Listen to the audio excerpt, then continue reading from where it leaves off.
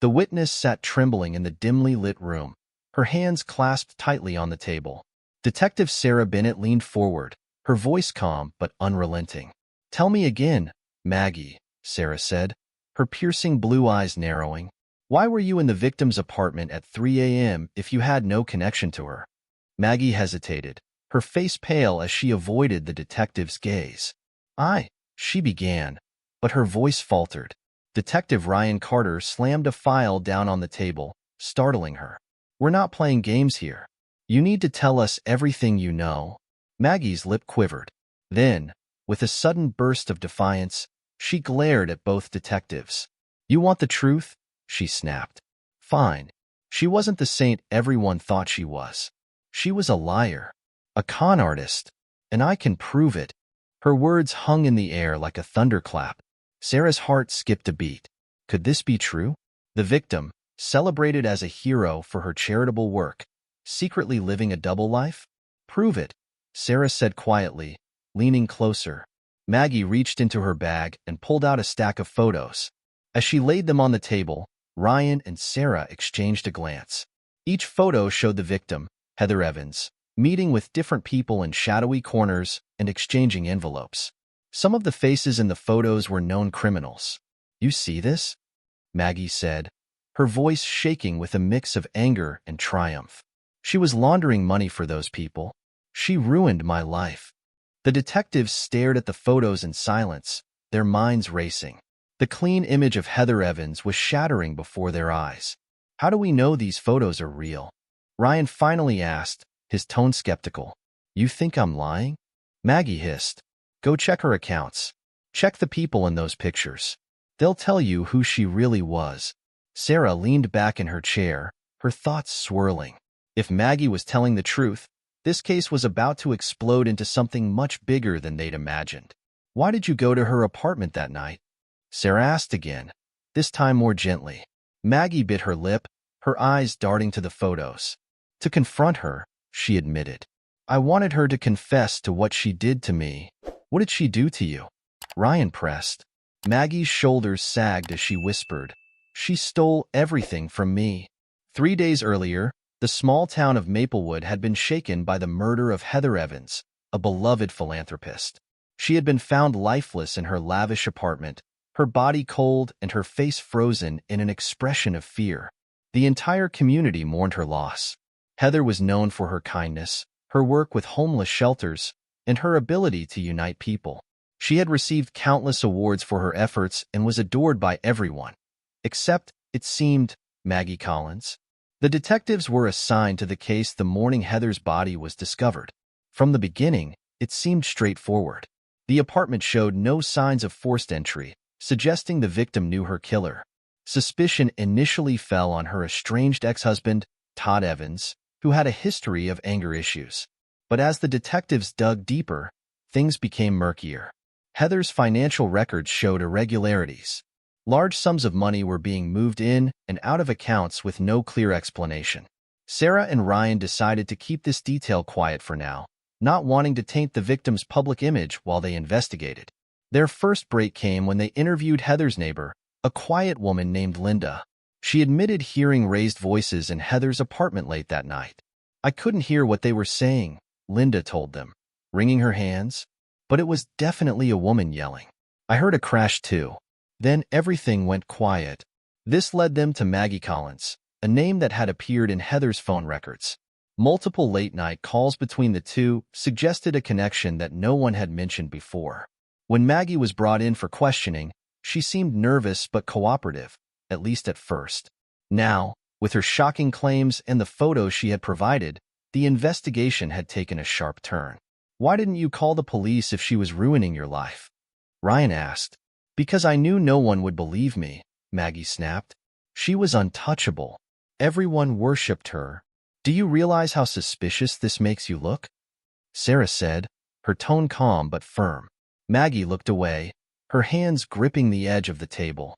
"I didn't kill her," she said softly, "but I'm glad she's gone." The room fell silent. Maggie's words were chilling, but her body language didn't scream guilt. Sarah studied her carefully, trying to decide if she was lying. "What do we do now?" Ryan asked Sarah as they stepped out of the interrogation room. We need to verify her story, Sarah replied. If even half of what she said is true, this case just got a whole lot bigger. As they headed back to their desks, a call came in from the forensics team. They had discovered something new at the crime scene, something that might change everything. The detectives exchanged a tense glance before rushing out the door. Detectives Sarah Bennett and Ryan Carter arrived at Heather Evans' apartment building, greeted by the familiar hum of crime scene investigators at work. The lead forensic technician, Carla Monroe, was waiting for them near the entrance, holding a tablet. Her face was pale, and her usual professional calm seemed slightly shaken. You're not going to believe this, Carla said, motioning for them to follow her. She led them to Heather's office, a sleek room filled with bookshelves, awards, and a desk that screamed sophistication. Everything seemed ordinary until Carla pointed to a hidden compartment in the wall, now exposed. We found this after checking for any unusual spaces, Carla explained. It was triggered by a small button under her desk. Inside the compartment were bundles of cash, passports under different names, and a laptop. Ryan whistled softly, his eyebrows shooting up. Looks like Maggie wasn't lying, he said. Sarah frowned, her eyes scanning the contents. Heather Evans, philanthropist extraordinaire, was also, what? Running an underground operation? That's not all, Carla said. She held up the tablet, displaying a forensic image of a fingerprint. This was found on the edge of the hidden compartment. It belongs to your witness, Maggie Collins. Sarah felt her stomach tighten. Maggie's presence in the apartment was now irrefutable, and her claim that she hadn't killed Heather was hanging by a thread. Any signs of struggle here? Sarah asked. Carla shook her head. Nothing conclusive. But there's something else you should see. She walked over to the desk and handed Sarah a printed photo. It was a snapshot of a document found on the laptop. Sarah's breath caught as she read the words. It was a detailed list of names, addresses, and amounts of money. Each name had notes beside it, some mentioning debts and others referencing payments. Among the names was Maggie Collins, with a note reading, "Debt settled, file closed." What does file closed mean? Ryan asked, peering over Sarah's shoulder. I don't know, Sarah admitted, but it sounds ominous. Earlier that day, Maggie had been allowed to leave after hours of questioning. She had been cooperative but guarded, revealing just enough to keep the detectives intrigued without fully incriminating herself. Sarah couldn't shake the feeling that Maggie was hiding something big. Back at the station, Ryan was sifting through Heather's financial records while Sarah reviewed the photos Maggie had provided. The connections to known criminals were troubling, but there was still no direct evidence tying Heather to illegal activity. Hey, Sarah, Ryan called out, breaking her concentration. She looked up to see him holding a folder. I pulled records from Heather's charity. Check this out. He handed her the folder, and Sarah's eyes widened as she scanned the documents. They revealed massive donations from anonymous sources, all routed through offshore accounts. She was laundering money through her own charity, Sarah said, her voice tinged with disbelief. It gets worse, Ryan added, showing her another sheet. The accounts are linked to the same people in Maggie's photos. The puzzle pieces were falling into place, but the picture they were forming was darker than either detective had anticipated. Did Heather owe them money, or was she working for them? Sarah wondered aloud. Either way, this explains the cash and fake IDs, Ryan said. But it doesn't tell us who killed her, or why. That night, Sarah sat in her car outside Maggie's small apartment. She hadn't planned on coming here, but something about Maggie's story didn't sit right. Sarah needed answers, and she wasn't willing to wait. When Maggie opened the door, she looked surprised but not alarmed. Detective Bennett, she said cautiously, what are you doing here? I have more questions, Sarah said, stepping inside without waiting for an invitation. Maggie sighed and shut the door. I told you everything I know. No, Sarah said firmly. You told me what you wanted me to know. There's a difference. Maggie crossed her arms, her expression hardening. What do you want from me? Tell me about your debt to Heather, Sarah said, watching her reaction closely. Maggie flinched, her composure cracking. She sank into a chair, burying her face in her hands. It was supposed to be simple, she mumbled. She offered to help me when I lost my job. Said she'd cover my rent until I got back on my feet. But, Sarah prompted. But it wasn't a gift, Maggie said bitterly. She made me sign a contract. I didn't think much of it at the time, but later, she started demanding payments. When I couldn't pay, she threatened to ruin me. How? Sarah asked. She knew things about me. Personal things, Maggie said, her voice shaking. Stuff I didn't want anyone to know. She said if I didn't pay her back, she'd tell everyone. Sarah's heart sank. Heather Evans, the woman who had been hailed as a savior, had been extorting Maggie. Why didn't you go to the police? Sarah asked. Who would believe me? Maggie said, her eyes welling up with tears. She was Heather Evans. Everyone loved her. I was just nobody.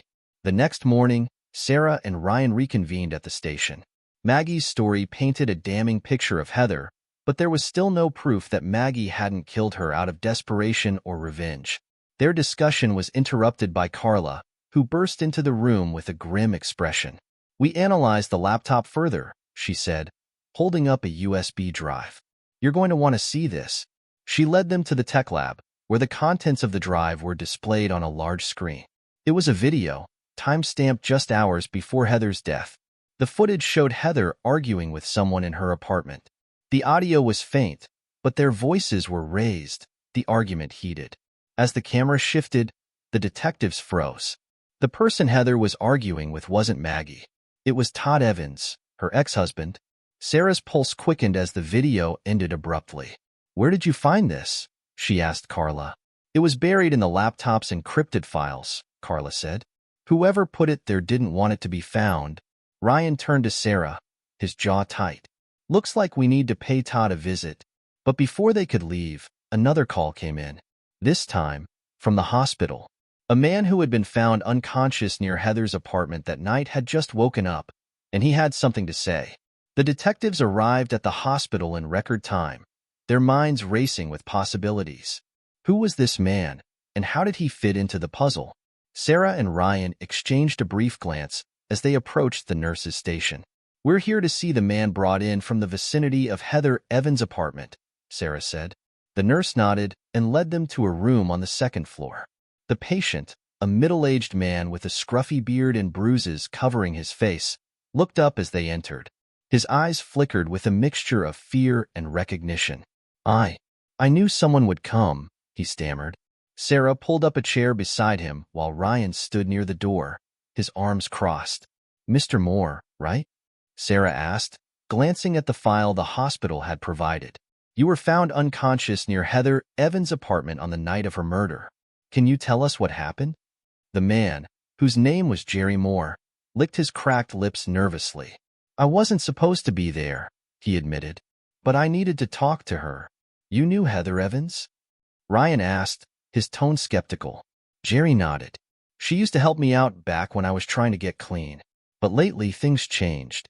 She started asking for favors I couldn't do anymore. What kind of favors? Sarah pressed. Jerry hesitated, his hands fidgeting with the edge of the blanket. She wanted me to deliver things, envelopes, packages. At first, I didn't ask questions, but then I found out what was inside. Money. Lots of it. Sarah's heart sank as Jerry's story echoed Maggie's claims. Heather had been more than just a philanthropist. She'd been running a web of illegal activities under the guise of charity. Did you see Heather that night? Ryan asked, stepping closer. Jerry's face paled. Yes, he whispered. I went to confront her. Told her I wasn't going to do her dirty work anymore. What happened next? Sarah asked, leaning in. She got mad. Real mad, Jerry said, his voice trembling. She said she'd ruin me, that she'd make sure I never found work again. I tried to leave, but someone else showed up. Who? Ryan asked sharply. Jerry shook his head. I didn't see their face, but they were big, and they shoved me out of the way. I hit my head on the railing. Next thing I know, I'm here. Sarah and Ryan exchanged a look.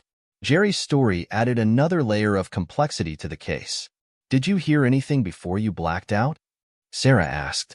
Jerry hesitated. Voices, arguing, and then a loud crash. That's all I remember. Back at the station, the detectives reviewed everything they had so far. Heather's connections to crime, Maggie's grudge, and now Jerry's account painted a damning picture, but they still didn't know who had killed her. Sarah rubbed her temples, feeling the weight of the case pressing down on her. What do you think, Ryan? Did Maggie do it? Or was it Todd? Or someone else entirely? Ryan sighed. It's hard to say. Maggie and Todd both had motives. And now we've got Jerry's story, which throws another wrench into things. Their conversation was interrupted by a knock on the door. Carla entered, holding a new forensic report.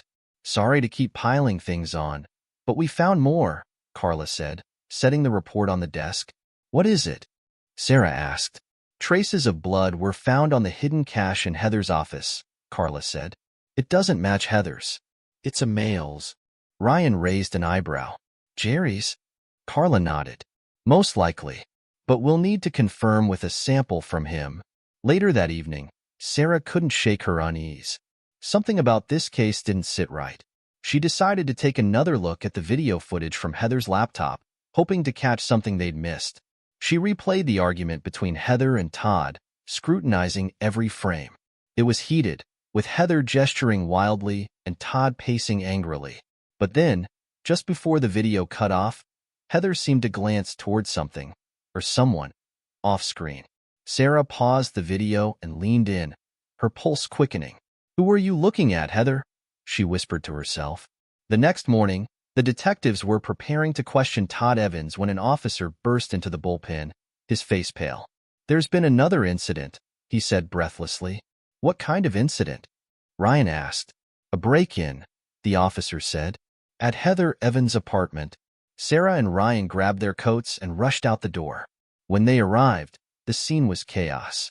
The door to Heather's apartment had been forced open, and investigators were already dusting for prints. What happened? Sarah asked one of the officers on site. Neighbor called it in, the officer said. Said they saw someone climbing the fire escape. By the time we got here, the place was ransacked. Sarah stepped inside, her eyes scanning the mess. Whoever had been here wasn't just looking for valuables. They were searching for something specific. Ryan picked up a piece of shattered glass from the floor. Whoever did this was desperate, he said. Or scared, Sarah added, her mind racing. As they moved deeper into the apartment, something caught Sarah's eye. A single envelope, tucked under a chair, had been overlooked by the intruder. She picked it up carefully and opened it. Inside was a handwritten note, scrawled in shaky handwriting. If anything happens to me, look for the truth in the ledger. Sarah's breath caught. What ledger? Was this Heather's way of leaving a clue behind? Before she could share her discovery, a loud crash came from the hallway. Both detectives spun around, their hands instinctively reaching for their weapons. A shadow moved across the broken doorway, and Sarah felt her heart pound. Who's there? She called out. Silence. Then, slowly, a figure stepped into view. A face they recognized instantly. It was Todd Evans. His clothes were disheveled, and his hands were smeared with dirt, as though he'd been digging through something. His eyes were wild as they locked onto Sarah and Ryan. I can explain, he said, raising his hands. Sarah tightened her grip on her weapon. You'd better start talking. Todd Evans raised his hands higher, his wild eyes darting between Sarah and Ryan. He looked like a man who had run out of options. Don't shoot, he said hoarsely. I didn't kill Heather. Sarah's voice was steady but firm. Then you'd better explain why you're breaking into her apartment and why you look like you've been digging through the city dump. Todd glanced over his shoulder, as if weighing the possibility of making a run for it. But one look at Ryan's unwavering stance made him think twice. He slumped forward in defeat. I was trying to find the ledger, Todd admitted, his voice barely above a whisper. What ledger? Ryan asked, stepping closer. Todd swallowed hard, his Adam's apple bobbing. The one with all her dealings. She kept everything written down somewhere. I knew she'd left a clue about it, but I didn't know where. Sarah pulled the envelope from her pocket and held it up. You mean this? Todd's eyes widened as he stared at the note inside. Yes, that's it. The ledger has everything. All the names, all the transactions. If you find it, you'll see I didn't do this. Sarah's mind raced. If Todd was telling the truth, The ledger could be the key to unraveling the entire case. But his presence here still raised questions. "Why were you arguing with Heather the night she died?" she asked. Todd hesitated, his jaw tightening. "She called me that night. Said she needed to talk. When I got there, she told me everything about the money laundering, the debts, the people she was working with. She said she wanted out." Sarah narrowed her eyes. "Why would she tell you all that?" "Because she was scared," Todd replied, his voice rising. "She knew someone was after her, and she thought I could help." "Help how?" Ryan interjected. Todd sighed heavily. "She wanted me to go to the police with her. She thought if we both came forward, they'd believe us." "And did you agree?" Sarah asked. "I told her no," Todd admitted. "I didn't want to get involved. I left her apartment angry, and that was the last time I saw her." The detectives brought Todd back to the station for further questioning. While Ryan grilled him in the interrogation room, Sarah pored over the evidence again. The ledger, if it existed, was their best shot at the truth. As she scanned the notes and photos in the case file, her phone buzzed. It was Carla from forensics. "Hey, Sarah," Carla said. "We've got results from the blood on the cash. And it's Jerry Moore's, like we suspected," Carla confirmed. "But we found something else that might interest you." "What is it?" "Residue of soil and plant material on the cache," Carla said. "It's consistent with what you'd find in a greenhouse." Sarah frowned. "A greenhouse? That didn't seem to fit." "Thanks, Carla. Send me the full report." She hung up and jotted down the information. A new lead was forming, but she wasn't sure where it would take them. Meanwhile, Ryan was making headway with Todd. "Tell me about these people Heather was working with," Ryan demanded.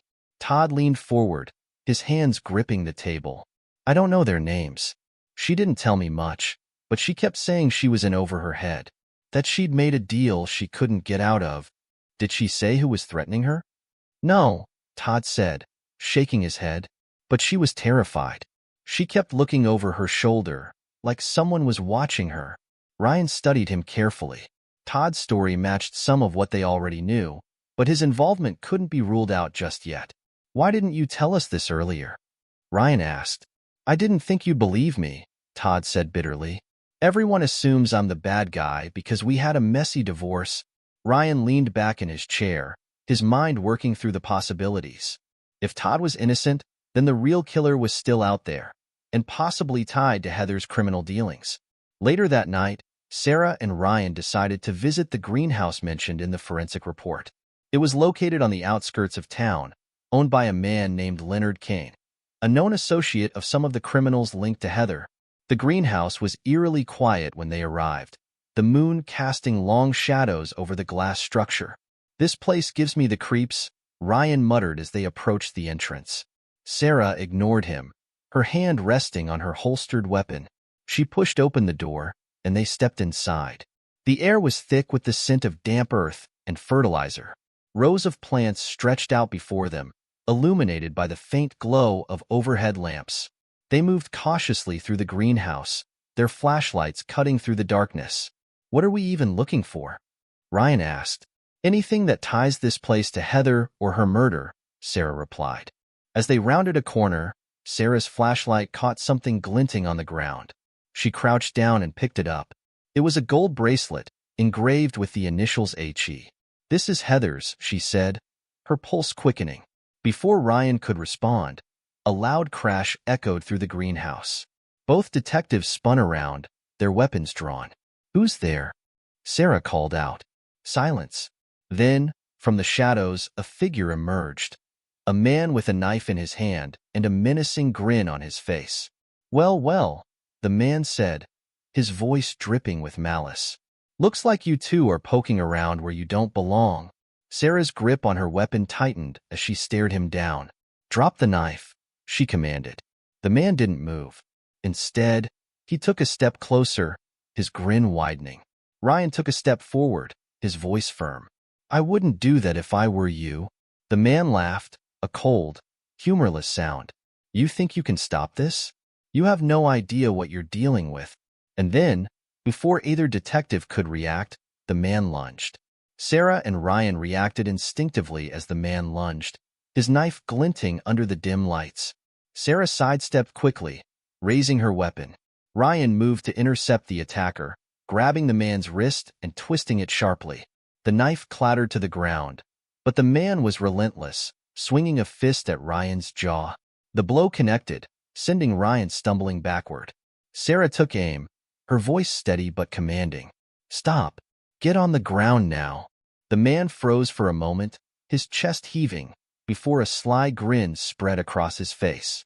"You think you can stop me? You're in way over your heads." Before Sarah could respond, he bolted toward the back of the greenhouse. "Ryan!" Sarah shouted, chasing after the man. Ryan, still shaking off the punch, grabbed his flashlight and followed. They sprinted through the narrow aisles, plants brushing against them as they pursued the figure. The man crashed through a back door, leading them into a dark, overgrown field. Sarah's lungs burned as she ran, her flashlight bouncing wildly in the darkness. She caught a glimpse of him heading toward a shed in the distance. "Block the exit," she yelled to Ryan, who veered off to cut the man off. Sarah reached the shed first, her weapon drawn. She pressed herself against the wall, her ears straining for any sound. Inside, she heard frantic rustling and heavy breathing. "Come out with your hands up," she shouted. Silence. Ryan appeared moments later, his weapon also drawn. They exchanged a nod, and together, they burst into the shed. The man was cornered, crouched near a pile of crates. His hands were up, but his eyes were wild, darting around as if searching for an escape. "It's over," Ryan said, his voice firm. "Don't make this worse." The man slowly rose to his feet, his hands trembling. "You don't get it," he muttered, his voice low and frantic. "They'll kill me. They'll kill all of us." "Who?" Sarah demanded. "Who are you talking about?" The man's lips moved as if he wanted to answer, but no sound came out. Instead, he looked at the floor, defeated. Back at the station, the man was identified as Leonard Kane, the owner of the greenhouse and a known associate of several criminals tied to Heather's activities. In the interrogation room, he sat slumped in his chair, his hands cuffed to the table. "You have a lot of explaining to do," Sarah began, her tone cold. Leonard looked up at her, his eyes hollow. "You think I wanted any part of this? They forced me into it." "Who forced you?" Ryan asked, leaning forward. Leonard hesitated, his eyes darting to the two-way mirror as if expecting someone to burst through it. "The people Heather worked for," he said finally. "The ones who laundered their money through her charity. She got in too deep, and when she tried to back out, they decided she was a liability." "Did you kill Heather?" Sarah asked bluntly. "No," Leonard exclaimed. "I swear, I didn't. I wanted nothing to do with her anymore." "Then why were you at the greenhouse with a knife?" Ryan pressed. Leonard let out a bitter laugh. "Because I'm the next liability. They think I know too much." Sarah and Ryan stepped out of the interrogation room, their thoughts racing. Leonard's story added another layer of danger to the case. If Heather's killers were still out there, they were dealing with a dangerous organization willing to eliminate anyone who threatened them. "We need to find that ledger," Sarah said. "Agreed," Ryan replied. "If Heather really documented everything, it might be the only way to bring these people down." As they discussed their next steps, Carla approached with a folder in hand. "I think I found something you'll want to see," she said. Inside the folder were detailed records from Leonard's greenhouse. Among them was a receipt for a shipment made the day before Heather's murder. The delivery address matched the location of a storage facility on the outskirts of town.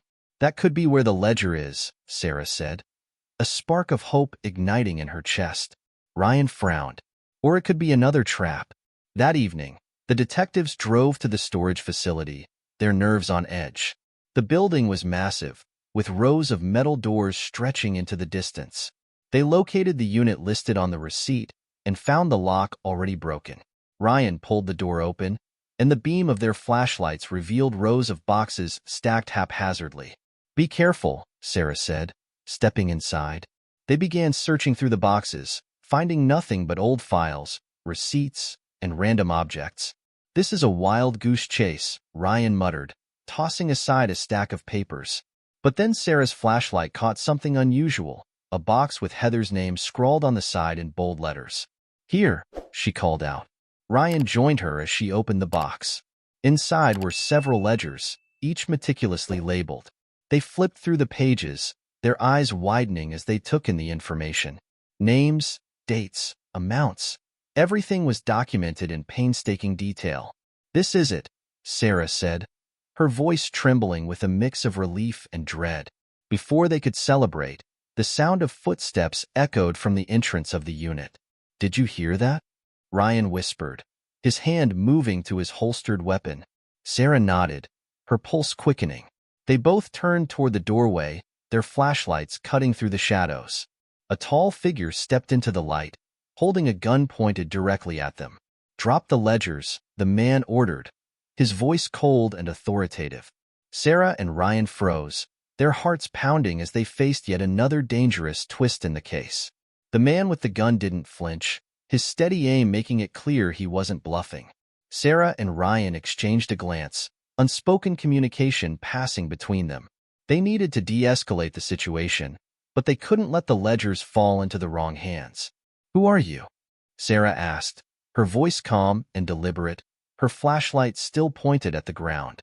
"You're asking questions you don't want answers to," the man said darkly. His face was shadowed under the hood of his jacket, but his piercing eyes gleamed with malice. "Now, drop the ledgers." Slowly, Ryan raised his hands, keeping his movements deliberate. "Look, we're just trying to figure out what happened to Heather Evans. These ledgers could help us stop whoever's responsible." The man laughed bitterly. "You think this is about justice? Heather was part of this mess, just like the rest of them. She knew the risks. Did you kill her?" Sarah asked, taking a small step forward, her tone unyielding. The man's expression darkened. "I didn't have to. She sealed her own fate the moment she tried to get out." Sarah's stomach twisted. Heather's death was clearly connected to her attempt to leave the criminal operation, but this man wasn't giving away his role in it. Ryan's voice broke through the tension. "If you're trying to clean this up for your bosses, you're too late. We already have enough to expose them. Taking these ledgers won't change that." The man's finger twitched on the trigger, his frustration evident. "I said drop them. Now." "Okay," Sarah said, slowly lowering the ledger she held. "But think about what you're doing. If you take these, you'll have to keep running forever. You'll be next on their hit list." For a moment, doubt flickered in the man's eyes. But before he could respond, the faint sound of sirens in the distance shattered the tension. His head snapped toward the noise. "You called backup," he spat, taking a step back. Sarah shook her head. "No, but it looks like your time just ran out." The man's face twisted in fury. He turned and sprinted out of the unit, disappearing into the shadows. Sarah and Ryan didn't waste a second. Ryan grabbed the ledgers while Sarah pulled her radio. "This is Detective Bennett," she said urgently. "Suspect armed and fleeing on foot from the Maplewood storage facility. Requesting immediate backup." The man disappeared into the night before the additional officers arrived, but the detectives left the scene with the ledgers in their possession. Back at the station, they pored over the documents, piecing together the tangled web of corruption. The ledgers revealed more than they could have imagined. Heather Evans had been laundering money for a sprawling criminal syndicate that extended far beyond their small town. The names in the ledgers included not just known criminals but also influential figures, business executives, local politicians, even law enforcement officers. "This is a bomb waiting to go off," Ryan said, his voice heavy with the weight of their discovery. Sarah nodded, her fingers tracing one of the names. "It's not just about Heather anymore. If we expose this, it's going to bring down a lot of people. But it also makes us targets," Ryan added grimly. "Whoever was at that storage unit won't stop coming after us now." The following day, the detectives began cross-referencing the names in the ledgers with other evidence they had collected.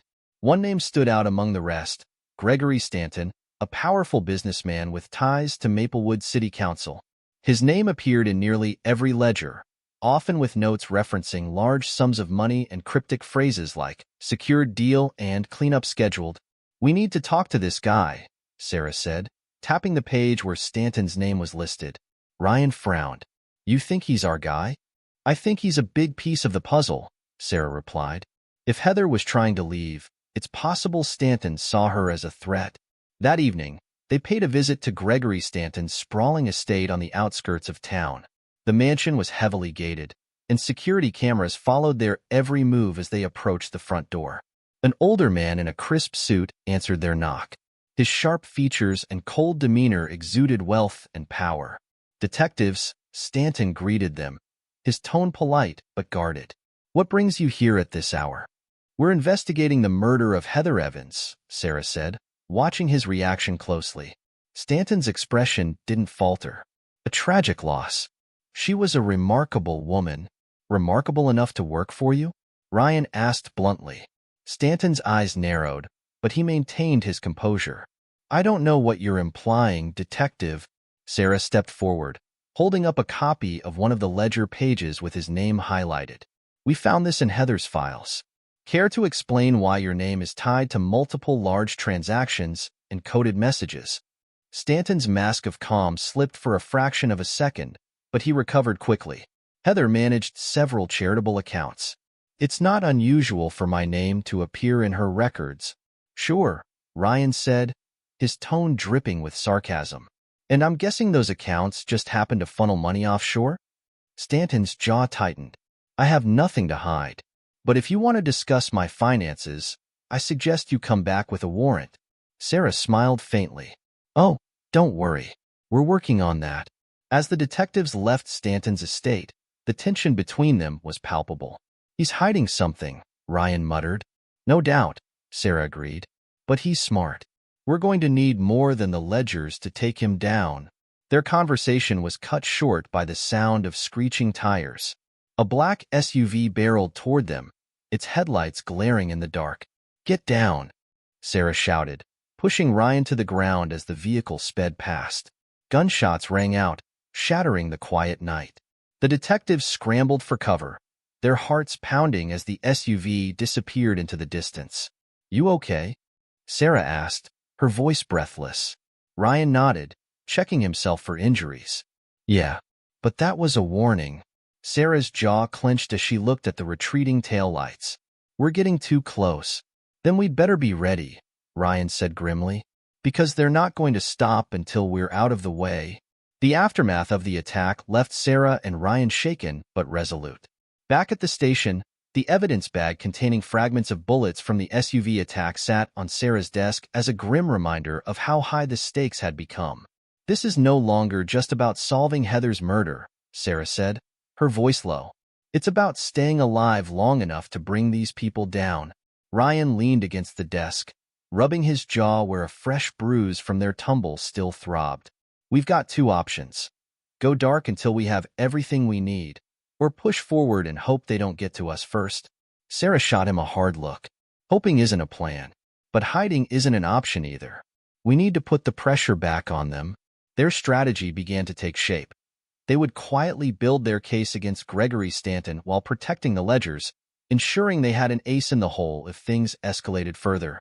Their first move was to question Jerry Moore again. If he had delivered packages for Heather, there was a chance he had unwittingly been involved in Stanton's operations. Jerry sat in the interrogation room, his demeanor visibly more jittery than during their last encounter. He fidgeted with his hands, his eyes darting to the door every few seconds. "They came after me last night," Jerry blurted before either detective could speak. "I told you they would. I told you." "Who came after you?" Sarah asked, keeping her tone calm. "I don't know their names," Jerry stammered, "but they're connected to Heather.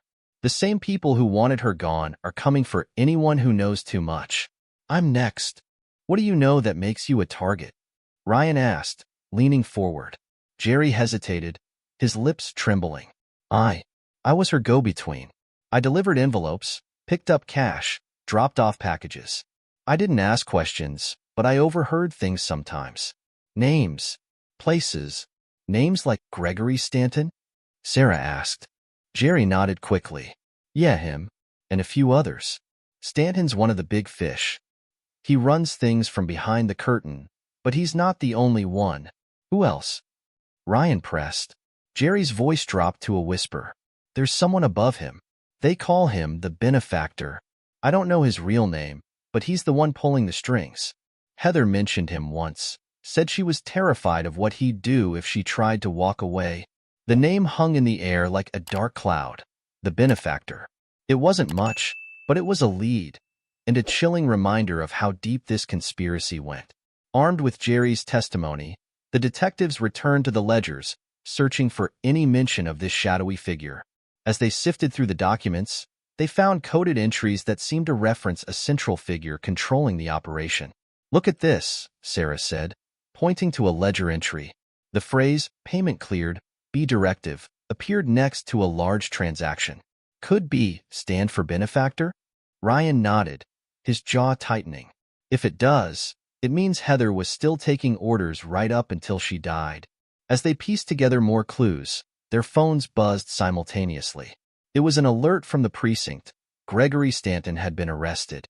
The warrant Sarah had requested earlier had gone through, and a SWAT team had raided Stanton's estate, finding enough incriminating evidence to detain him. "We need to talk to him now," Sarah said, grabbing her coat.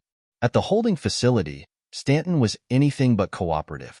Sitting in the interrogation room with his arms crossed, he exuded an air of defiance. "You're wasting your time," Stanton said, smirking.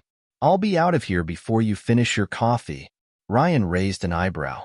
"You're awfully confident for someone facing federal charges." "Because I know how this works," Stanton replied. "You think you've got something on me, but you don't have the guts to use it." "What about the benefactor?" Sarah asked, watching his reaction closely. For the first time, Stanton's composure cracked. His smirk faltered, and his eyes narrowed. "I don't know what you're talking about," he said, too quickly. "You're lying," Sarah said, her voice firm. "We know Heather worked for you, and we know you were taking orders from someone above you." "Who is he?" Stanton shook his head, a bitter laugh escaping his lips. "Even if I told you, it wouldn't matter. You can't touch him. No one can. Try us," Ryan said, leaning forward. "Because right now, the only thing standing between you and life in prison is your cooperation." Stanton hesitated, his eyes darting to the door as if expecting someone to burst in and stop him. Finally, he sighed and leaned back in his chair. "Fine," he said. "You want to know about the benefactor? He's not just some rich guy pulling strings. He's a ghost. No one knows his real name, where he's from, or how he operates. But if you cross him, you don't live to regret it." "What was Heather's connection to him?" Sarah asked. "She was his golden goose," Stanton said. "Her charity was perfect for washing money, and she was good at keeping it quiet. But then she got greedy. She wanted out, and that wasn't part of the deal." "What happened the night she died?" Ryan asked. Stanton shook his head. "I wasn't there, and even if I was, I wouldn't tell you. The benefactor has eyes everywhere. You think I'm scared of prison? I'm scared of him." Stanton's cryptic warning left the detectives with more questions than answers. As they drove back to the station, Sarah couldn't shake the feeling that they were getting closer to the truth, but also closer to danger. Their thoughts were interrupted by a call from Carla. "You're going to want to see this," she said. "We just recovered surveillance footage from a camera near Heather's apartment. It shows someone entering the building right before her murder." "Who?" Sarah asked, gripping the phone tightly. Carla hesitated. "It's someone you know." Her words sent a chill down Sarah's spine. "We'll be right there," she said, her voice steady despite the growing sense of dread. When they arrived at the tech lab, Carla played the footage. The grainy video showed a figure entering Heather's building late at night. The timestamp confirmed it was just before the time of death. As the figure turned toward the camera, their face came into view. Sarah's breath caught. It was Maggie Collins. The room fell silent as the surveillance footage looped on the screen.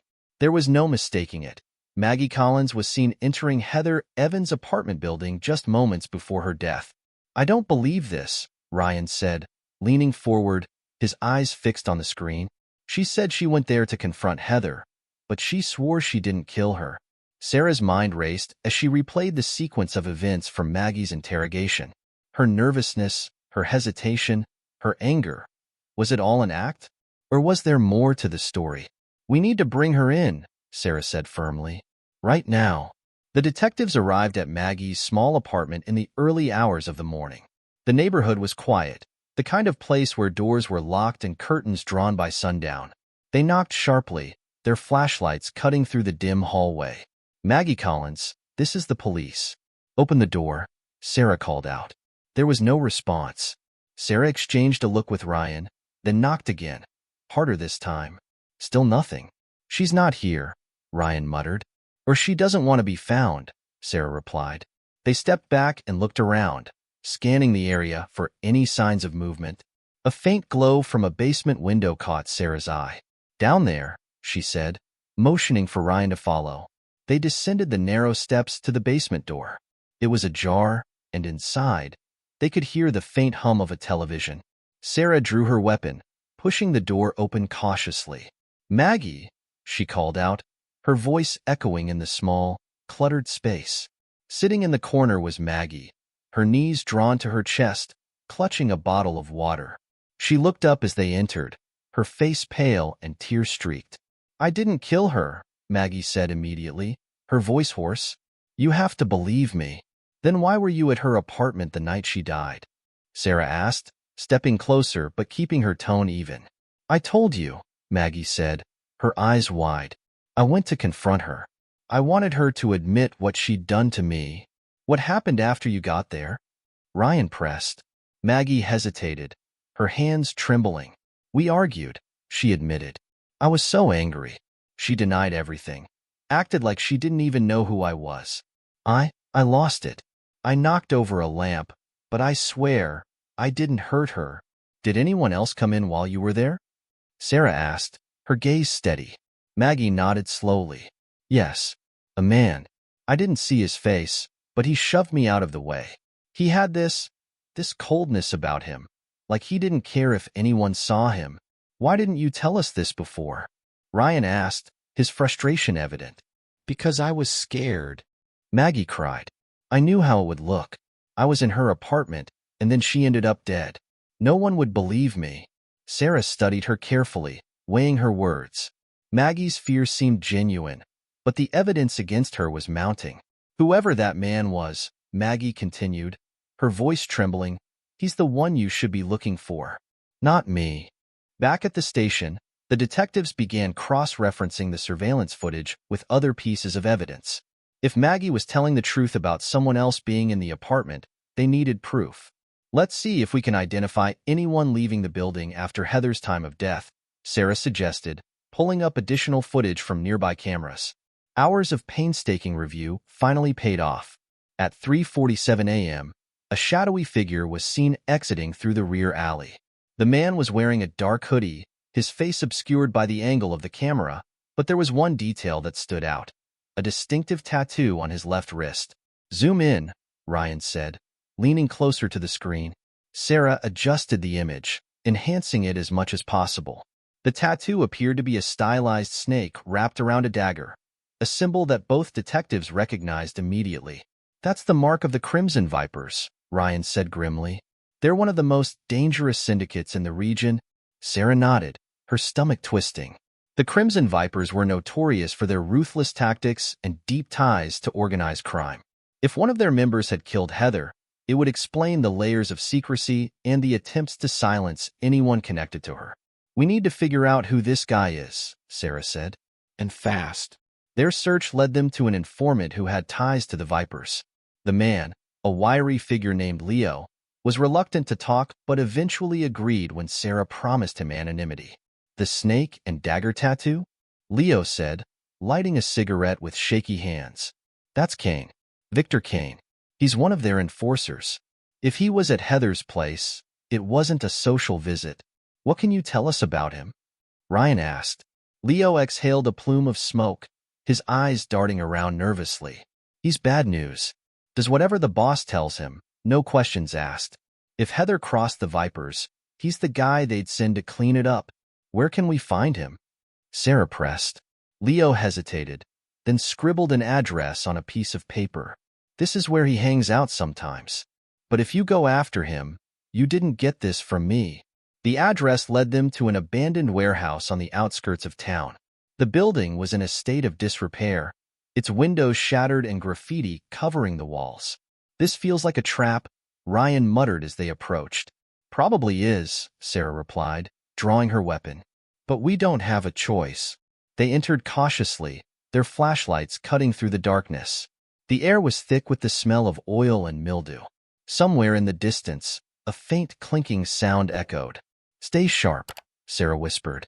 As they moved deeper into the building, the clinking grew louder, accompanied by muffled voices. Rounding a corner, they found Victor Kane standing near a table, sorting through stacks of cash and a pile of weapons. "Kane," Sarah called out, her weapon trained on him. "Hands where we can see them." Kane froze for a moment before smirking.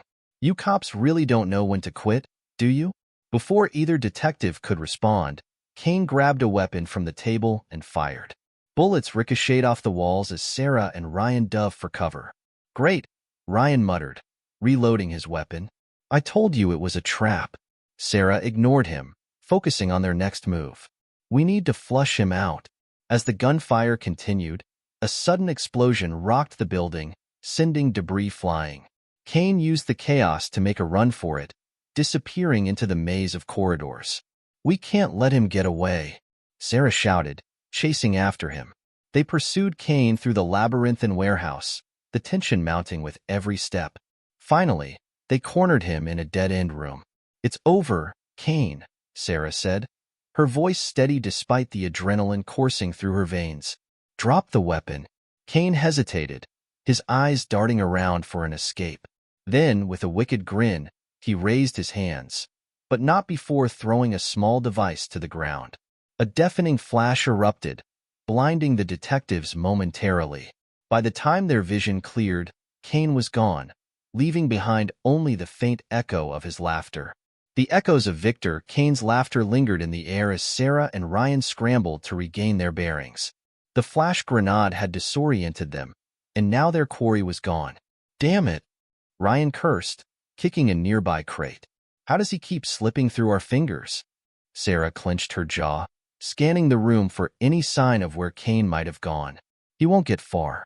"He's injured," she said, pointing to a smear of blood on the floor that led to a broken window. "We've got a trail." Ryan nodded, his frustration simmering but controlled. "Backup's already on the way. Let's see where this leads." Outside the warehouse, the trail of blood led them through an overgrown field and into a deserted industrial park. The dim streetlights cast long shadows, creating an eerie atmosphere as they moved cautiously, weapons drawn. "I don't like this," Ryan muttered. "Feels like we're walking into another ambush." "Stay alert," Sarah replied, her eyes scanning every corner. "Kane's desperate. That makes him more dangerous." As they approached a derelict building with shattered windows and rusted doors, they heard faint voices coming from inside. Sarah signaled for Ryan to take one side while she approached the other. Carefully, they peered through the broken windows. Kane was inside, slumped against a wall, clutching his side where blood seeped through his shirt. He was talking on a phone, his voice low but urgent. "Yeah, I've got it," he was saying. "But the cops are on me. I need an extraction now." Sarah's heart raced.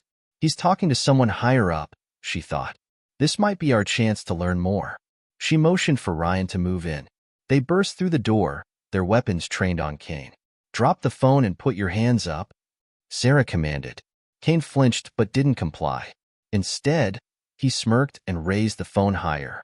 "You're too late, detectives," he said, his voice dripping with defiance. "They're already on their way." Ryan advanced, his gun steady. "Drop it, Kane. This ends now." Kane sighed dramatically, tossing the phone to the floor. "Fine. You caught me," he said, raising his hands. "But catching me won't stop them. You think taking me down solves anything? You have no idea what you're up against." "Then tell us," Sarah said, her voice sharp. "Who's pulling the strings? Who's the benefactor?" Kane chuckled, his grin sinister. "You don't want to know. And even if you did, it wouldn't matter. You're already dead." Before either detective could respond, the sound of screeching tires and roaring engines filled the air. Sarah turned to the window just in time to see 3 black SUVs pulling up outside, their headlights blazing. "Reinforcements," Kane said smugly. "You two should have stayed out of this." The SUV's doors flew open, and armed men in tactical gear spilled out, their movements precise and coordinated. Sarah and Ryan retreated deeper into the building, pulling Kane with them as gunfire erupted outside. "Great plan, Sarah," Ryan shouted over the noise, his sarcasm masking the tension in his voice. "Let's corner ourselves with a murderous gang." "Shut up and cover me," Sarah snapped, returning fire toward the advancing attackers. The firefight was chaotic, bullets ricocheting off the walls as the armed men stormed the building. Kane, still injured, cowered against a wall, watching the chaos with a grim satisfaction. "You're wasting your time," he called out. "They won't stop until you're both dead." Sarah ignored him, focusing on finding an escape route. Her eyes landed on a metal staircase leading to a skylight. "Ryan, upstairs. Now." The detectives scrambled up the staircase, dragging Kane with them. The armed men pursued, their boots pounding against the concrete floor. Sarah kicked open the skylight and climbed onto the roof, helping Ryan pull Kane up behind her. The rooftop offered little cover, but Sarah spotted a fire escape on the other side. "Over there," she shouted, leading the way. They made it to the fire escape, but just as they began their descent, one of the attackers appeared on the roof, taking aim. A shot rang out, grazing Ryan's arm. "Go," Ryan yelled, clutching his arm but continuing to fire back. "I'll cover you." "No way," Sarah said, grabbing his good arm and pulling him along. "We're getting out of here together." They reached the bottom of the fire escape and bolted into the darkness of the industrial park. The sound of engines revving behind them told them the attackers weren't far behind. "This way," Sarah said, leading them toward a cluster of abandoned vehicles. They ducked behind a rusted truck, catching their breath. "What now?" Ryan asked, his voice tense. "We can't keep running forever." Sarah glanced at Kane, who was breathing heavily but grinning despite his injuries. "We make him talk," she said, her tone icy. Ryan raised an eyebrow. "And how do you plan to do that?"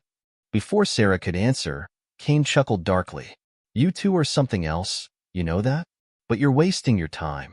Even if I told you everything, you wouldn't survive long enough to use it." Sarah grabbed Kane by the collar, her face inches from his. "Try me," she said, her voice low and dangerous. "Who's the benefactor? Where is he?" Kane hesitated, the smugness fading from his face. For the first time, he looked genuinely afraid. "You really don't get it," he said quietly. "The benefactor isn't just some guy you can arrest. He's everywhere. And if you keep digging, he'll bury you." The sound of approaching footsteps cut the conversation short. The attackers were closing in. "We need to move," Ryan said, checking his weapon. "Now." Sarah looked at Kane, then at Ryan. "We take him with us. He's our only lead." Ryan nodded reluctantly. "Let's go." They managed to evade the attackers by slipping into a drainage tunnel that led out of the industrial park. Exhausted and battered, they finally emerged on the outskirts of town as dawn began to break. Kane, weakened from blood loss, stumbled but kept walking. "You're making a mistake," he muttered. "They'll find me. And when they do, they'll find you too." Sarah didn't respond, her mind racing with their next move. They needed to find a secure location to regroup and interrogate Kane further, but with the benefactor's network closing in, time was running out. As they trudged along the quiet road, Sarah's phone buzzed. She glanced at the screen and froze. It was a text message. No sender. Just a single line of text. "Drop Kane, or your lives end tonight." Sarah stared at the message, her stomach twisting. The words were simple but chilling, a stark reminder that the benefactor's reach extended far beyond anything they'd anticipated. "What is it?" Ryan asked, noticing her tense expression. She handed him the phone. Ryan's eyes scanned the text, his face darkening. "They're tracking us." Kane chuckled weakly. "Told you. He sees everything." Sarah clenched her jaw, turning to Kane. "If he's watching, then you're our insurance. You're going to tell us everything you know, starting now." Kane leaned back against a lamppost, his smirk fading as he coughed up blood. "You think you're in control? You're not. The benefactor doesn't make deals. He eliminates problems." Ryan stepped forward, his voice sharp. "And you're one of those problems now, Kane. So unless you want us to leave you here for them, you'd better start talking." Kane's bravado cracked, his eyes darting nervously around. Fine, he said hoarsely. But not here. You want answers? Get me somewhere safe first. The detectives commandeered a beat-up sedan from a nearby lot and drove to a safe house on the outskirts of Maplewood. The building was nondescript, a relic of old police operations and rarely used anymore, a fact that made it ideal for staying off the radar. Once inside, they secured the doors and windows. Kane slumped into a chair, looking pale and exhausted. Sarah grabbed a first aid kit and began patching up his wound, though her hands moved with more frustration than care. Talk, she demanded, not bothering to mask her anger. Who's the benefactor? Kane winced as she tightened the bandage. I don't know his real name, he admitted. No one does. He operates through layers of people, buffers, like me. You don't meet him. You don't contact him. He contacts you. Then how do you take orders? Ryan asked, his arms crossed. Kane gestured toward the phone Sarah had confiscated from him. Encrypted messages. Instructions. If you want something done, you do it, no questions asked. And if you don't, you end up like Heather. What did Heather do to make herself a target? Sarah pressed. She got tired of being his puppet, Kane said bitterly. She wanted to go clean, to take back control of her charity. But that wasn't part of the arrangement. When she started talking about exposing the operation, she signed her own death warrant. And you carried it out, Ryan said, his voice cold. Kane shook his head vehemently. No, I was there, but I didn't kill her. I was supposed to scare her, remind her who she was dealing with. But when I got to her apartment, someone else was already there. Who? Sarah demanded. Kane hesitated, his eyes narrowing. It was a professional. Someone the benefactor brought in to finish the job. I didn't stick around to find out who, but I know it wasn't an amateur. Sarah's mind raced. If Kane was telling the truth, Heather's death was orchestrated by a larger force, and they were still several steps behind.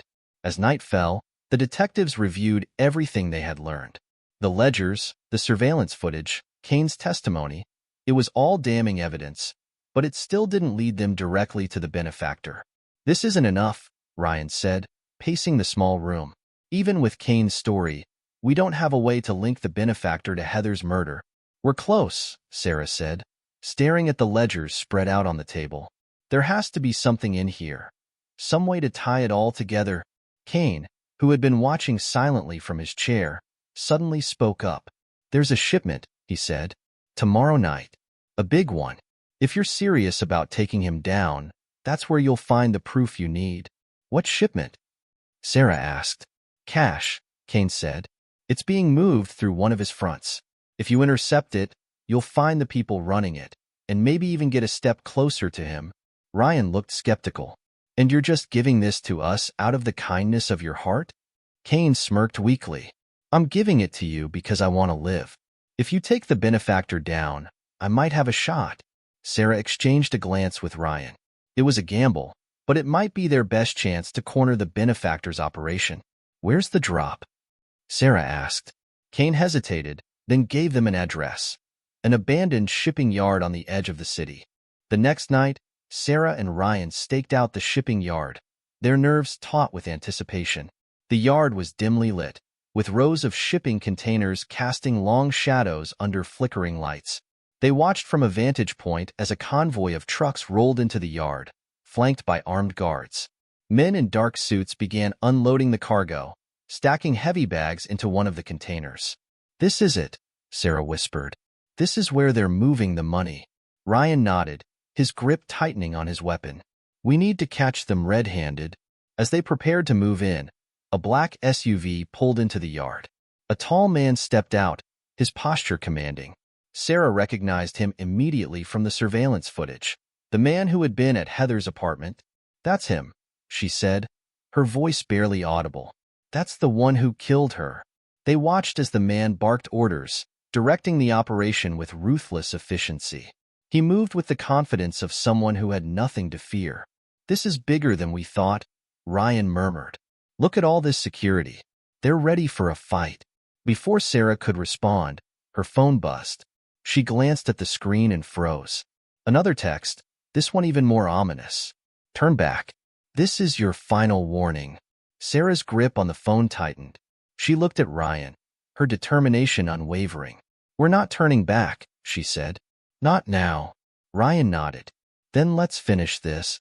They stepped out of the shadows, their weapons drawn, ready to take on whatever waited for them in the shipping yard. The cool night air crackled with tension as Sarah and Ryan moved closer to the shipping yard, their footsteps silent against the gravel. The armed guards patrolled with military precision, their presence a stark reminder of the danger that lay ahead. "Stick to the plan," Sarah whispered. Her eyes locked on the tall man from the surveillance footage. He was barking orders, his voice sharp and commanding as the guards unloaded the cash. "We take them down quietly and secure the evidence." Ryan nodded, gripping his weapon. "If things go sideways, we regroup at the south entrance." The detectives split up, each navigating the shadows of the shipping containers. Sarah edged closer to the central operation, her pulse quickening as she saw the tall man step into a container where the cash was being stored. She crept to the container's entrance, her weapon raised, listening to the voices inside. "You sure the benefactor's okay with this?" one of the guards asked nervously. The tall man scoffed. "The benefactor doesn't micromanage. He gives the orders, and we execute. That's all you need to know." Sarah's heart raced. The benefactor's name was like a ghost hovering over the scene, elusive yet omnipresent. She pressed closer, her hand gripping her radio. "Ryan," she whispered into the mic, "I've got eyes on the ringleader. He's inside the main container." "Copy that," Ryan replied. "I'm moving in on the guards." As Sarah prepared to enter the container, a commotion erupted on the far side of the yard. A truck's engine roared to life and a guard shouted, "We've got company." Sarah's stomach sank. Something had gone wrong. Ryan had been sneaking up on two guards when the commotion began. He watched as one of the trucks suddenly sped toward the exit, its headlights cutting through the darkness. Guards yelled and scrambled to intercept it, their weapons drawn. "Sarah, we've got movement," Ryan said into his radio. "One of the trucks is making a run for it." "Stay on them," Sarah replied. "I'm securing the ringleader." Ryan moved quickly, weaving through the chaos as the truck barreled toward the south gate. He fired at its tires, the shots echoing through the yard. The truck skidded to a halt, crashing into a stack of crates. The driver stumbled out, clutching a pistol, but Ryan disarmed him with a swift move, pinning him to the ground. "Stay down," Ryan barked, his voice firm. Inside the container, Sarah moved silently, her weapon trained on the tall man. He was flipping through a ledger, his back turned to her. She stepped forward, her voice steady. "Drop it and put your hands in the air." The man froze, his shoulders tensing. Slowly, he turned to face her, a smirk spreading across his face. "Detective Bennett," he said calmly, "I was wondering when you'd show up." Sarah's brow furrowed. "You know who I am?" "Oh, I know all about you," the man said, setting the ledger down but keeping his hands at his sides. "You're the one who's been poking around where you don't belong. The benefactor doesn't like loose ends." "Then you'd better start talking," Sarah said, stepping closer. "Because your operation is over." The man chuckled darkly. "You think you've won? This is just one piece of the puzzle. The benefactor is untouchable, and you're nothing more than an inconvenience." Sarah's finger tightened on the trigger. "Who is he? Where can we find him?" Before the man could respond, a deafening explosion rocked the yard. The container shook violently, and Sarah was thrown to the ground. Smoke and fire engulfed the area, and the sounds of shouting and gunfire filled the air. The man seized the opportunity to grab the ledger and make a break for the door. Sarah scrambled to her feet, her vision blurred from the blast. She raised her weapon, but the man had already disappeared into the chaos. Outside, Ryan was trying to regain control of the scene. The explosion had scattered the guards, and flames illuminated the night sky.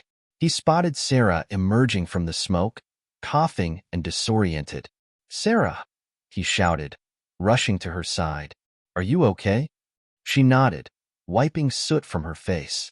"The ringleader got away. He has the ledger." Ryan cursed under his breath. "We can't let him escape." "Which way did he go?" Sarah pointed toward the eastern gate. "He's heading for the docks." They sprinted through the chaos, dodging debris and injured guards. At the docks, They saw a small boat revving its engine, the tall man at the helm. He held the ledger tightly, his smug expression visible even from a distance. "He's getting away," Ryan shouted, raising his weapon. Sarah aimed carefully and fired at the boat's engine. The shot hit its mark, and the engine sputtered and died. The man cursed, scrambling to restart it. But the detectives were already closing in. "Don't move," Sarah commanded as they reached the edge of the dock. The man glared at them, his confidence waning. "You think this changes anything? The benefactor will bury you." "Not if we bury him first," Sarah retorted, stepping closer. "Now drop the ledger and get on your knees." Reluctantly, the man tossed the ledger onto the dock and raised his hands. Ryan moved to cuff him, his movements quick and efficient. As Sarah picked up the ledger, her heart pounded. This was the evidence they needed to dismantle the benefactor's operation. But she knew the fight was far from over. "This is just the beginning," the man muttered as he was led away. "You have no idea what's coming." Sarah exchanged a glance with Ryan, the weight of his words sinking in. They had won this battle, but the war against the benefactor was far from over, and they were running out of time. The tension in the air was palpable as Sarah and Ryan returned to the station with the captured ringleader and the ledger in hand. The long night had pushed them to their limits, but the evidence they'd secured was the breakthrough they needed. As the ringleader was escorted to a holding cell, he turned to Sarah, his eyes cold and unyielding. "You're making a mistake," he said quietly. "The benefactor doesn't lose. You've just painted a target on your backs." Sarah didn't flinch. "Let him come. We'll be ready." The man's smirk faded as he disappeared into the cell block, leaving Sarah and Ryan alone with the weight of his warning. In the evidence room, the detectives spread the ledger across the table, its pages filled with names, dates, and transactions. This wasn't just a record of crimes. It was a roadmap to the entire operation. "This is bigger than we thought," Ryan said, his eyes scanning the pages. "Politicians, CEOs, law enforcement. They're all in on it." Sarah nodded, her mind racing. "If we release this, it'll shake the entire system. But we can't do it recklessly. We need a plan." Ryan leaned back in his chair, exhaustion evident on his face. "And we need protection. If the benefactor has people in law enforcement, we can't trust anyone." Sarah agreed. Their only option was to go public with the information, but they needed to ensure their safety and the integrity of the evidence. The next morning, the detectives contacted a trusted federal prosecutor, someone outside the local system who had a reputation for integrity. Sarah and Ryan presented their case, laying out the ledgers, surveillance footage, and testimony from Victor Kane. "This is a bombshell," the prosecutor said, flipping through the documents. "But if we're going to take this to court, we need to ensure you're protected. The people on this list won't go down without a fight." "What about the benefactor?" Sarah asked. "Is there any way to trace him?" The prosecutor shook her head. "Not yet, but this ledger is a start. If we follow the money, we might find him." Over the next week, the team worked tirelessly to prepare their case. Federal agents were brought in to secure the station and protect Sarah, Ryan, and the evidence. The media caught wind of the investigation, and speculation about the benefactor's identity ran rampant. Meanwhile, Sarah couldn't shake the feeling that they were being watched. Every shadow seemed darker, every stranger more suspicious. The benefactor's network was vast, and she knew they wouldn't go down quietly. The breaking point came 2 nights later. Sarah was at home, poring over additional notes, when a knock came at her door. She grabbed her weapon, her heart racing, and cautiously opened the door to find Ryan standing there. "We've got a problem," he said, holding up his phone. "Kane's dead. They got to him in holding." Sarah's stomach dropped. "What? How?" "Someone on the inside," Ryan said grimly. "They wanted to send a message." The next morning, the team accelerated their plans. The prosecutor called a press conference, flanked by federal agents and the detectives. The evidence was laid bare for the world to see. Names, transactions, and connections that implicated some of the most powerful people in the country. "The investigation into the benefactor's network is ongoing," the prosecutor said. "But today marks the beginning of the end for those who believe they're above the law." As the press conference ended, Sarah and Ryan stood in the shadows, watching the chaos unfold. Reporters shouted questions, and the public's reaction was swift and intense. Do you think we've done enough? Ryan asked quietly. Sarah glanced at him, her face resolute. We've exposed the truth. Now it's up to the system to finish the job. In the days that followed, arrests were made, and operations linked to the benefactor were dismantled. But the shadowy figure himself remained elusive. The benefactor's network might have been crippled, but he was still out there, watching, waiting. Sarah and Ryan knew their lives would never be the same. They had struck a blow against corruption, but at great personal risk. The message from the ringleader echoed in Sarah's mind. You've just painted a target on your backs. As they left the station one evening, Ryan turned to Sarah. Do you think he'll come for us? Sarah's eyes were steely. If he does, we'll be ready. The battle against the benefactor was far from over, but Sarah and Ryan had chosen their path. They would fight for justice, no matter the cost. Because in a world ruled by shadows, sometimes the only way to survive was to shine a light on the truth. The war wasn't won, but the fight had begun.